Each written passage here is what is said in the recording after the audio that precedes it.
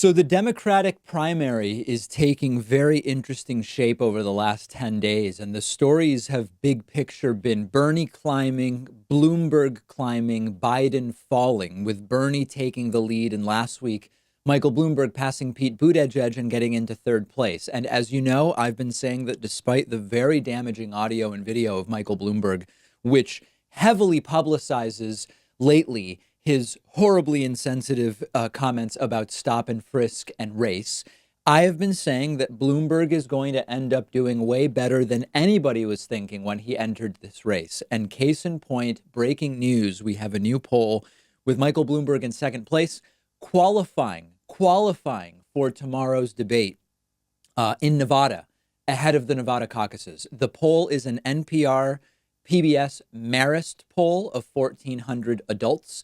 It has Bernie Sanders with an even bigger lead than we've previously seen. Bloomberg in second place. Let's look at the poll results. Bernie at 31%, a massive lead over Bloomberg at 19% in second place. Biden in third at 15. Warren in fourth at 12. Klobuchar in fifth with 9. And in this poll, Mayor Pete has fallen to sixth place with 8% of the vote, a complete reversal from his recent momentum in Iowa and New Hampshire. Bernie in this poll since December gaining 9 points, Bloomberg gaining 15 since December, and the biggest loser, Biden, going from 24 in this same poll back in December, losing 9 points to 15. So let's talk about the Bloomberg stuff a little bit. There's been a major online effort to attack Michael Bloomberg as this racist oligarch buying his way into the election, which is not a completely inaccurate framing, but it may not be working. I said early last week when our good friend Ben Dixon publicized this horrible stop and frisk audio that it may not have a significant effect on Michael Bloomberg's support. And so far, his support, at least in this poll, has continued to increase. Now, I don't believe Michael Bloomberg will be the nominee, but he is going to be a factor in determining who the nominee is, even if it's merely by picking up just enough delegates to prevent Bernie Sanders from getting the nomination, which may be increasingly the role for Michael Bloomberg as the Democratic establishment may see it. But what is important in the immediate, in terms of how this changes the dynamic of the race, is that Michael Bloomberg has now qualified for the debate in Nevada, just as we predicted he would based on the rule changes from the DNC, which remove individual donors as a qualification criteria. And now, not only do you have Michael Bloomberg spending what, according to one report, is more than $300 million, pouring it into ads all over the place, internet, television, radio, I'm not sure about, but possibly radio.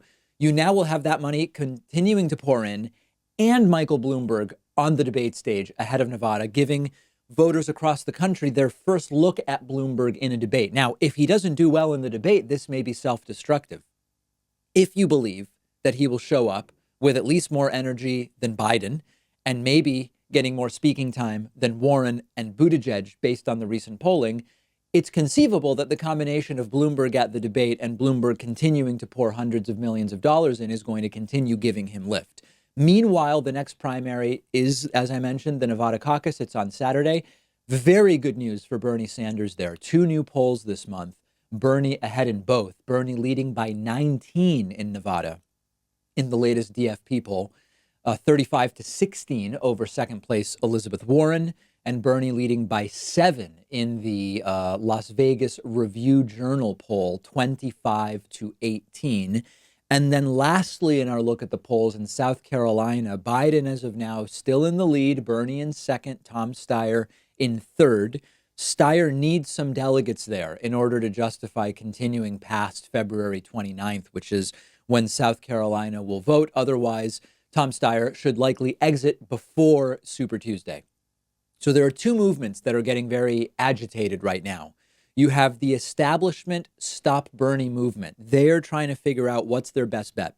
It's clear that supporting Joe Biden was not the right bet. Biden now polling 4th, even 5th in some places. So do they move their support from Biden to Mayor Pete? Do they consider Amy Klobuchar? Do they abandon the sort of centrist establishment Democrats altogether and go to Bloomberg, who is a Republican for much of the last 20 years? And meanwhile, you have a Stop Bloomberg movement from those who have realized that Bloomberg's massive polling gains may end up being what prevents Bernie not from getting a plurality of the delegates, he still may, but what prevents Bernie from getting 50% plus one, which is what's required to secure the nomination and prevent superdelegates from getting to vote at the DNC. Right now, the 538.com odds for the Democratic nomination are even money between Bernie securing the nomination versus no one securing the nomination, and thus forcing a contested convention. 2 in 5 odds for both, followed by a Biden nomination as the next most likely scenario at 12%. The next 14 days will tell us probably 90% of what we need to know about this Democratic nomination process. I believe that by Super Tuesday, which is 2 weeks from today, by the end of Super Tuesday, we will be able to say with 90% certainty what the future of the Democratic nomination this year is going to be. Privacy.com is one of our sponsors, and they're giving you $5 just for using their free service at privacy.com/Pakman. Privacy is a service I've been using for a while now. I love it. It saves me a bunch of headaches. It's completely free, and it's very quick to set up. And here's how it works. When you pay for something online or over the phone, instead of exposing your real credit card number, Privacy lets you generate virtual card numbers. The payments are withdrawn from your checking account, but your real card number stays completely private, and you do it all with one click. You can autofill the card number in your web browser, on the phone. You can create 12 virtual cards a month. You can set spending limits, freeze them, delete them whenever you want. I especially love it for free trials where you need to give a credit card number, because I can destroy the virtual card number as soon as I give it to the company, and I know I won't be charged in the future. If you're ordering food over the phone, why do I need to give a restaurant my real card number if I don't have to? Companies don't have to know who you are. Your real credit card number is protected from the data breaches that happen, unfortunately, more often than we would like, and it's completely free. They do have a paid version with different tiers where you can create more virtual credit card numbers per month, cashback rewards, extra security features. But go ahead and sign up for the free service. It's a no-brainer. Companies can't charge you unexpectedly.